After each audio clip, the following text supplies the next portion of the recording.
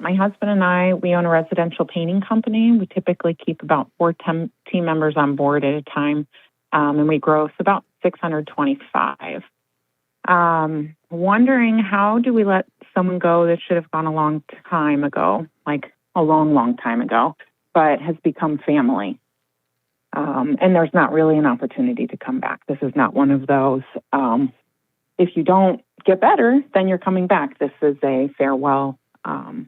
Why? What have they done? Kind of conversation.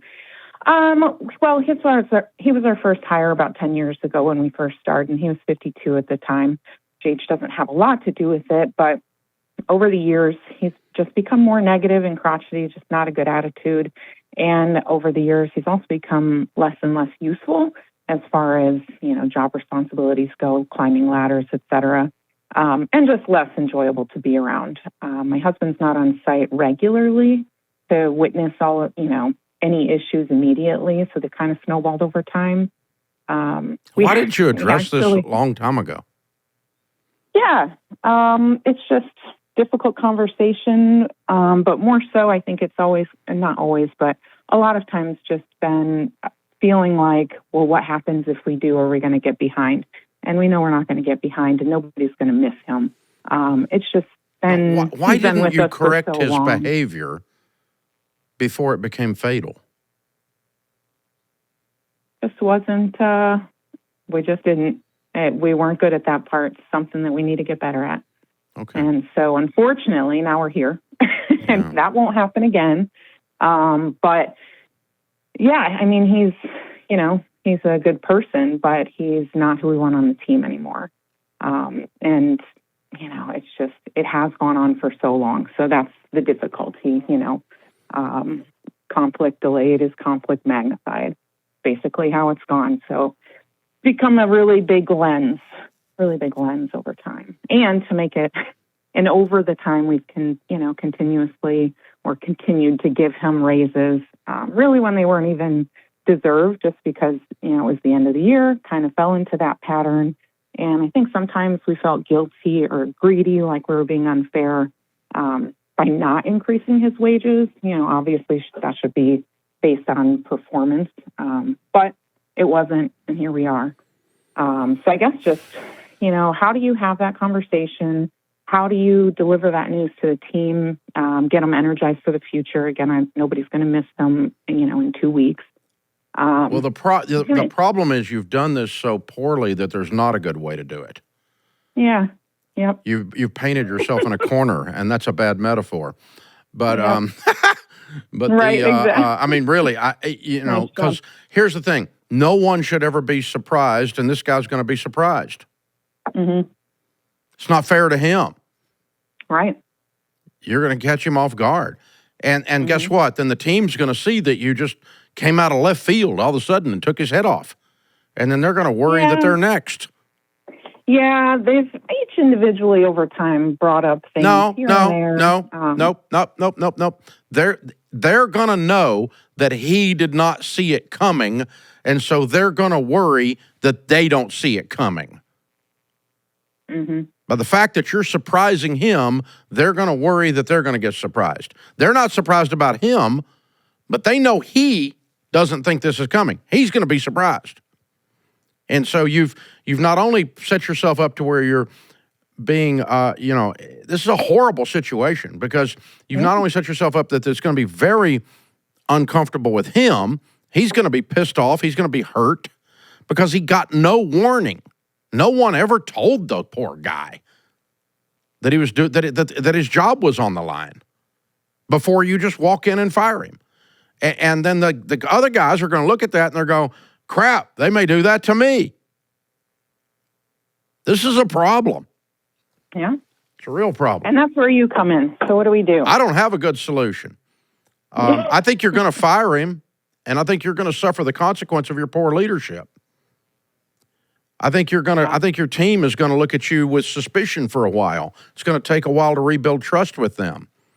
And then you're going to have to start being real clear with your team on every little thing that they do that's not right. No more weakness. You've been dodging dodging the conflict. And by dodging the conflict, like you said, it's now magnified, and it's at an explosive level. So you're going to sit down and fire the guy. You've made that decision, and he's not going to see it coming, and he's going to be hurt, and he's going to, this is not going to be a relationship that's going to last. He's not going to like y'all anymore. That's what's going to happen. I don't know anything else you can do, because you're not going to give him another chance. You've already made that decision.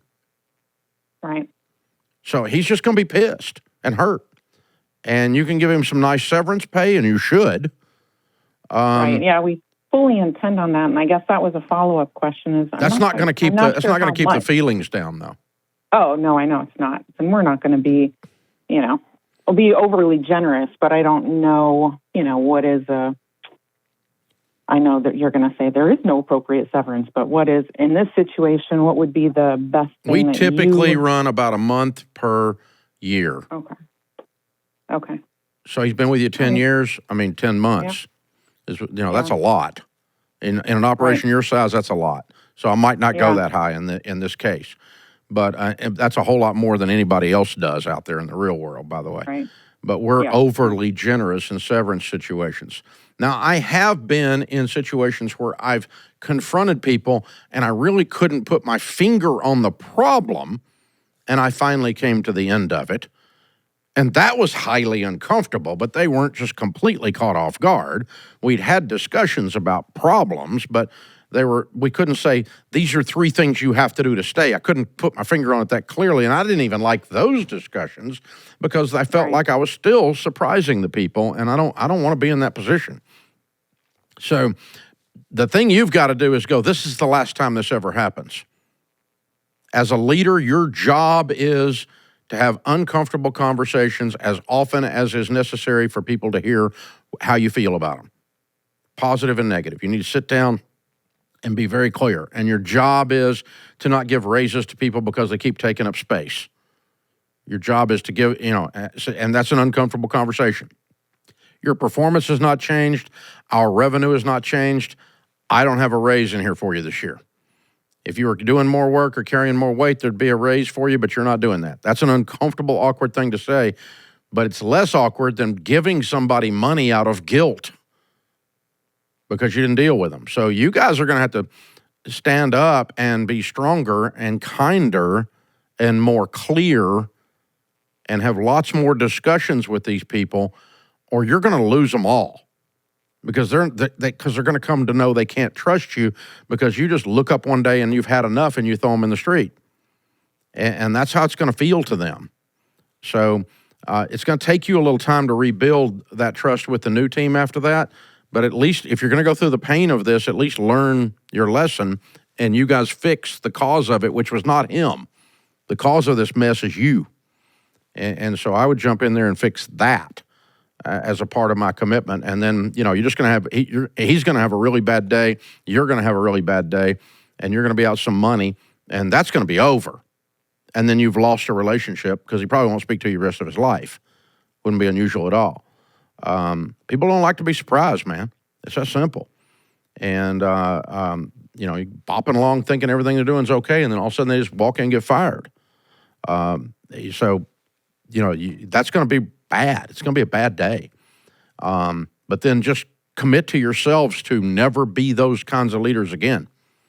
Don't be that kind of person because you're not going to be able to attract and keep good talent if they can't trust you to tell them when they're doing good and when they're doing bad. They have to be able to trust you in that. Hey, thanks for the call. Sorry to be rough on you, but that's where you are. It's the reality. And it's what you presented to me. So this is the EntreLeadership Podcast.